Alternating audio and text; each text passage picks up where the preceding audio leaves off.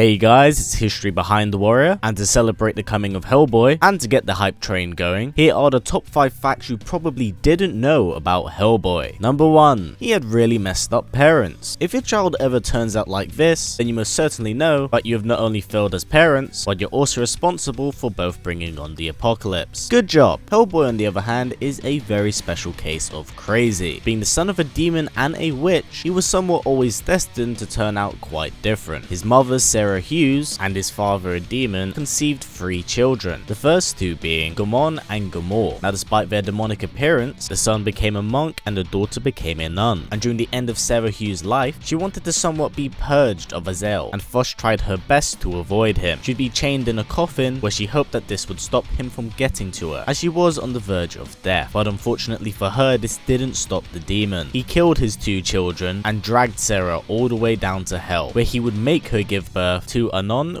Rama. He would then sever the child's right hand and replace it with a massive gauntlet. After this, he would transport the child to the human realm to grow up. Now, if you haven't realized yet, it was me. No, just kidding, it was actually Hellboy. Hellboy didn't in fact meet his father until he was a somewhat moderately young adult, since he doesn't age the normal way humans do. Number 2. What exactly is going on with his gauntlet? Well, the gauntlet itself is actually something very special. It's referred to as the right hand of doom, and it most certainly does live up to its nature. Outside of its absurd size and the ridiculous amount of smashing you can do with it, it functions as a key to a being known as Ogdru Jahad, which is a being said to bring on the apocalypse and the end to all that exists. You see, at the beginning of time, God had created deities to govern the earth. One of these beings went by the name of Anam. He was actually responsible for creating Ogdru Jahad. You see, Anam was the originator of the right hand of doom and would actually steal some of God's own power to create Ogdru Jahad. Now, initially, the other deities were quite impressed with what they saw, but when Ogdru Jahad started giving birth to monsters and these horrific creatures, the other deities realized the monster that Anam had created. Now, they were able to defeat Ogdru Jahad to where Anam would seal it away with his right hand in the deep regions of space, but the damage had been done, and as such, Anam was destroyed, with the only thing that remains of him being his right hand of doom. This hand would be kept in secret as it was passed around in time, with many of the old deities hoping that it would lose its purpose. But of course, they couldn't be any more wrong when the right hand of doom would be grafted to Hellboy, so he quite literally holds the fate of the universe in his hands. Number 3. He has a somewhat royal lineage. You see, his mother, Sarah Hughes, isn't the typical sort of witch you normally see in fiction. She comes from a strong bloodline of witches that date all the way back to the medieval ages, where she in fact derives from King Arthur and Morgan Le Fay's bloodline. So magic flows very strong in this family bloodline. Now, after Arthur had died, his male line did follow, but his daughters did not. Thus, there would be a strong line of witches, hence why Sarah Hughes lacks the Pendragon name. It was more or less lost to time. Now, despite Hellboy's lack of a family, he would come into contact with beings like Morgana Le Fay, and even his fabled ancestor's sword, Excalibur, and even wield it at one point in time. So though he may be very out of touch with his bloodline, it seems like it's something that he can't quite run away from. Number 4. The third Hellboy movie. Now, some of you may not be too familiar with this, depending on your age, but Hellboy had 2 live-action films. The first one being in 2004, which would feature Ron Perlman taking up the horns and mantle of Hellboy. The film did receive a lot of positive reviews, and you can't stop a money-hungry studio from creating a sequel, and thus, 4 years later, Hellboy 2: The Golden Army would be released, and was received with more positive reception than the first one. So what happened to the third film? Well, here's the tragic thing. The film was more or less shelved for some of Del Toro's other projects, which is only natural for a director to want to try out something new before coming back to an original piece of work. The idea of Hellboy 3 had been left on the shelf for such a long amount of time that studios began to forget about the property, and thus in 2014, in Ask Me Anything on Reddit, when Del Toro was asked about what would happen with Hellboy 3, he unfortunately said that he couldn't get studios to back up what he wanted to do. All the previous members of the cast were more than happy to actually film this and get it sorted out, but without financing, the project more or less fell through. Del Toro would try his best to keep the dream alive, but in February of this year, he unfortunately reported that a sequel would not happen. But do not fear, Hellboy fans, as a reboot is currently in progress and is due to be released 2019. Number 5. They they kind of killed him off. Yeah, you heard that right. Hellboy was killed off in 2011, where he quite literally had his heart torn out of his chest. This creative decision was done by Mike Mignola. You see, Mike himself had been writing Hellboy comics for about 18 years, and after multiple animated films and 2 feature films, he decided to bring the character to an end, so he could start up another series. You see, artistically, Mike was never comfortable drawing Hellboy in the real world. It was bland and nothing different. The reason why he killed off Hellboy was to have the character be sent to hell to start up a completely new comic book series, that being called Hellboy in Hell. I know, creative, but from a creative standpoint, Mike wanted to take the character in a different direction, one that allowed him to touch into ideas that he'd been wanting to do for a very long amount of time, and by killing off the character, it would open up to him a whole new world of creativity and future for this character. So yeah, that's kind of it for this video now, guys. Hopefully you found this quite informative, and it's made you become a little bit more familiar with the character before he's dropped in Injustice 2. Now, Hellboy does have a very vast history, and I guarantee you I'm most likely just scratching the surface here. So down in the comments below, for any of you hardcore Hellboy fans, please leave an interesting fact to inform other viewers and myself. I do find it really interesting to learn more about these characters, because the original Hellboy movies have a very special place in my heart. But yeah, that's kind of it for this video, and I just want to let all of you guys know that since it's October, this weekend I'll be doing a video on Morrigan from Darkstalkers, and I'll be doing a movie review on Jason X. So if you're interested in that, please do keep an eye out for it. Now, before this video wraps up, guys, if possible, let's try getting it to about 500 likes. It's a great way of supporting this channel, as YouTube's ad system is broken as hell right now. So by giving it a thumbs up, it helps out a ton. We also have a Patreon set up, so if you wish to donate, we have a link in the description below. Now, as always, guys, please comment, like, subscribe, and share this video with everyone you know. Please take care, and I'll see you all next time.